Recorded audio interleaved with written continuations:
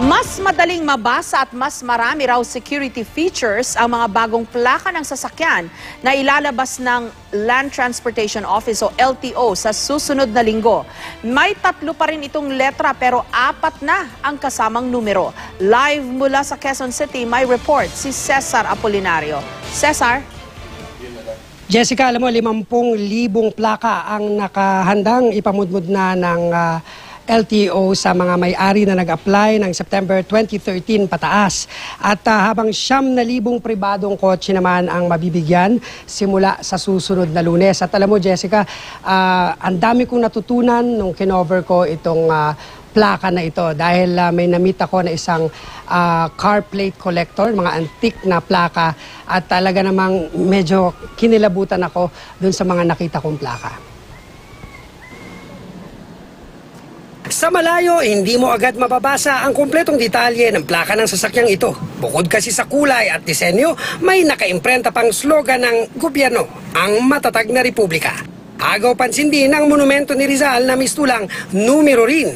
Pero sa pinakabagong plaka ng LTO, kahit sa malayo at kahit pa sa gabi, mababasa agad ito. Simple at walang kolorete. Pero mayroon itong sandamakmak na security feature. Hindi na nakalagay dito yung mga slogan sa mga administrasyon, katulad ng Matatag na Republika, Philippines 2000. Ngayon, minarapat natin ilagay dito kung saan rehiyon siya galing. Sa malapitan, kapansin-pansin ang mga guhit na ito o ang barcode na naglalaman ng chassis at motor number. Pati kulay, brand at model ng sasakyan.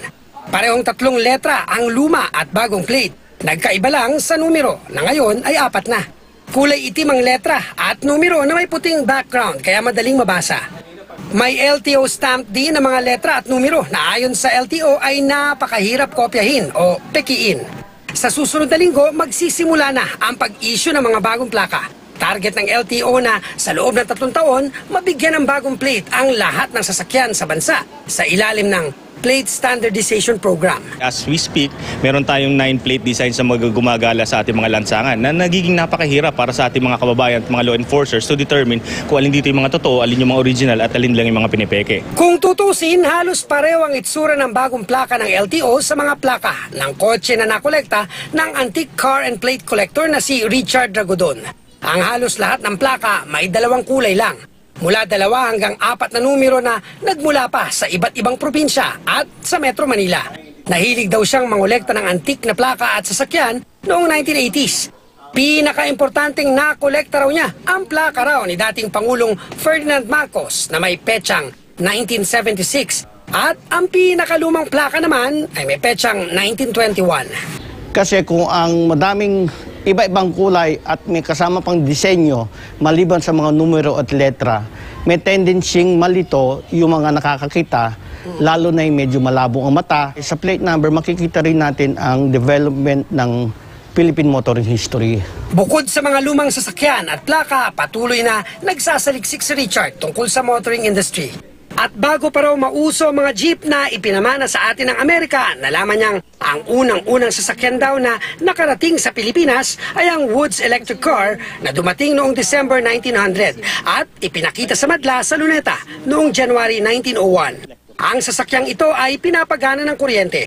Habang ang unang-unang plaka ng sasakyan sa Pilipinas ay lumabas noong 1912. Sa dahilang dumarami na raw noong mga panahong iyon ang mga Pilipinong nagkakakotse at kailangan ng mamonitor ng gobyerno ang mga nagmamay-ari nito.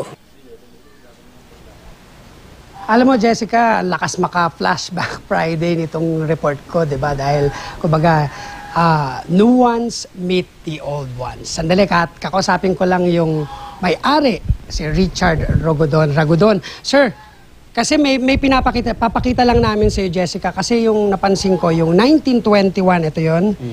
Sir, bakit nyo nasabi na halos kapareho? Although kasi yun, may 3 letter at may 4 na numero, di ba? Ano yung pagkakapareho? Well, basically, ang pinagkapareho nila, yung color scheme, no, with the white background and black letters. Pero the difference, yung at that time, puro numbers lang kasi konti pa ang kotse noon. But now, we have to integrate letters and numbers. Pero ngayon, ang numbers na gagawin yata, 4 na numbers saka 3 letters. Ayun. Bakit ho kayo nagkokolekta ng mga antique na kotse at plaka?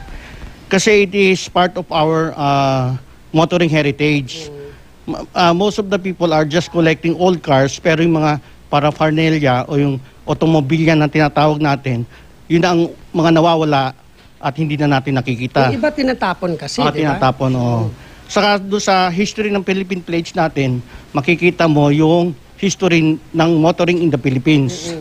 Like during the Commonwealth era, ang designated sa plaka natin, Philippine Islands. Kasi part tayo ng Amerika. Then, noong 1946 lang tayo naging republic, kaya ginagamit na natin ang Philippines or Republic of the Philippines. Pwede bang sabihin din po na medyo, kumbaga, yung pagiging epal in a way? Kasi, di ba may mga plate tayo na nandun yung picture ni ganito, picture ni ganyan. Anyway, back to you, Jessica. Okay, one question lang, Yes. Cesar. Very short question. Tinest ba nila itong mga bagong plaka na it works better, lalo na paggabi, no? Kasi black and white kesa yung green and white. Jessica, nakausap ko yung tagapagsalita ng LTO at sinabi nila na yung mga bagong plaka na ito, yung pinapakita sa ating sa screen ng TV, no, ay tinest nila pati sa gabi. Kumbaga, nagre-reflectorized yung dating niyan na kapag nasinagan ay makikita talaga yung number. Kasi may babagi ko lang, Jessica, na nagkakaroon tayo ng report na galing sa CCTV, no? At hindi nakikita yung mga plate ng mga nakakarnap. Yun yung nagiging problema natin. So, dito sa bagong mga plakang to, tingin ko, Jessica, at sana talaga ay makatulong sa pagresolba, lalo na sa mga kaso ng carnapping, yung mga ganyang kaso, Jessica. Okay, maraming salamat sa'yo, Cesar Apolinario.